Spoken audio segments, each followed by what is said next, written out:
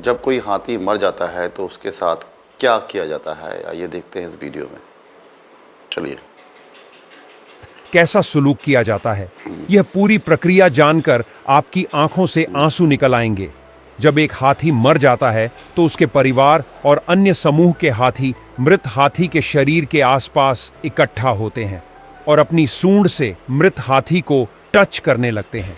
लेकिन हाथी ऐसा क्यों करते हैं, इसके पीछे की छुपी हुई वजह आगे जानेंगे, किंतु पहले हाथियों की यह बात जान लीजिए जो शायद ही आपने सुनी होगी।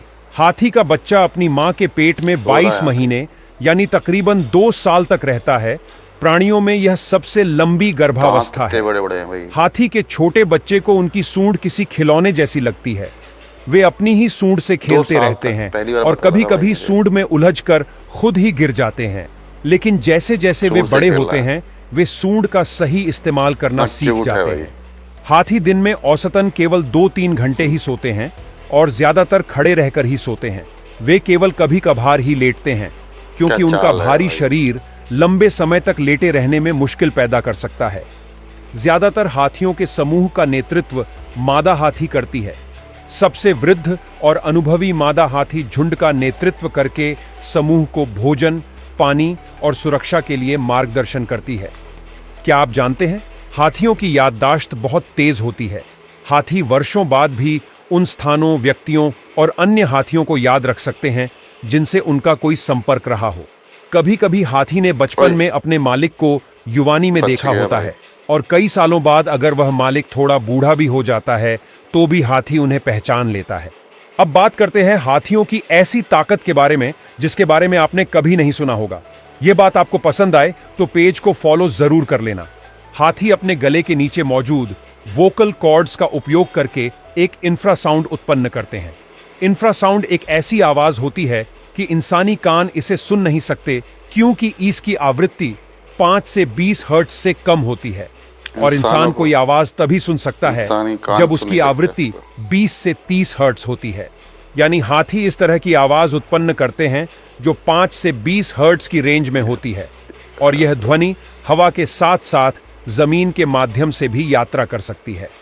हाथी के पैरों में विशेष संरचनाएं होती हैं जो जमीन से आवाज के कंपन को पकड़ सकती हैं और उन्हें मस्तिष्क तक पहुंचा सकती हैं। यह क्षमता के जरिए हाथी इंफ्रासाउंड ध्वनि को महसूस कर सकते हैं। हाथी अपनी यह इंफ्रासाउंड क्षमता का उपयोग दूसरे हाथी से लंबी दूरी तक संवाद करने और अपने समूह को खतरे से बचाने के लिए करते हैं। दूसरी ओर मादा हाथी इंफ्रासाउंड का उपयोग करके अपने प्रजनन काल के दौरान नर हाथियों को बुलाती हैं। नर हाथी कई किलोमीटर दूर से इस संकेत को महसूस कर लेते हैं और मादा हाथी के पास पहुंच जाते हैं।